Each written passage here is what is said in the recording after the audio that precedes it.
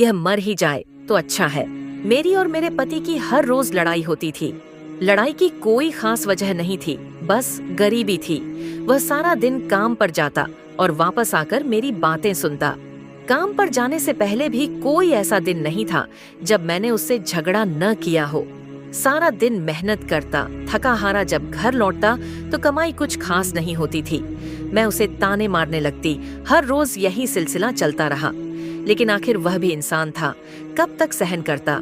एक दिन बोल पड़ा। उसका लहजा कड़वा नहीं था, लेकिन फिर भी बोल पड़ा।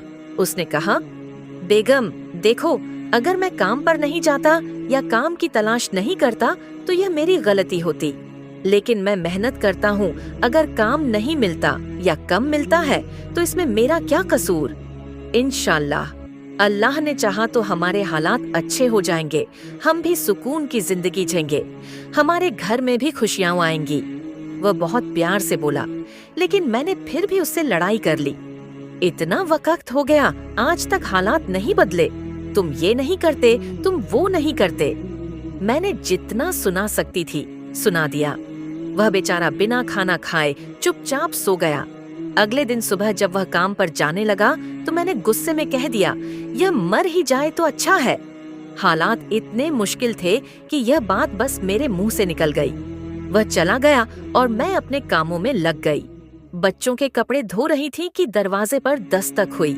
मैं बाहर गई तो एक आदमी ने पूछा, क्या यह अब्दुल रऊफ का घर है? मैंने कहा, जी हाँ। उसकी अगली बात सुनते ही मुझे ऐसा लगा कि जमीन मेरे पैरों तले से खिसक गई, जैसे आसमान टूटकर मुझ पर गिर गया हो। उसने कहा, अब्दुल रऊफ का रोड एक्सीडेंट हो गया है और उसमें उसकी जान चली गई है। बस इतना सुनना था कि मैं बेहोश हो गई। जब आंख खुली तो मेरे बच्चे अपने पिता के सिरहाने बैठकर रो रहे थे। मेरा मुंह बंद था, जो जुबान हर वक्त उसे ताने देती थी, अब उसमें कोई आवाज नहीं थी। मेरी बातें खत्म हो चुकी थीं, मेरा होश खो चुका था। मुझे अब एहसास हो रहा था कि मैंने क्या खो दिया। जनाजा हो गया, 10 दिन बीत गए। फिर दरवाजे पर दस्तक हुई। मकान मालिक आया और बोला, खातून किराया दे दीजिए।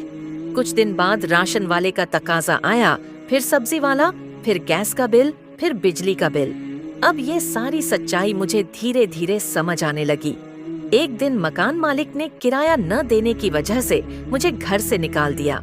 आज वह दिन है कि मैं अपने बच्चों को लेकर दर दर की ठोकरें खा रही हूँ।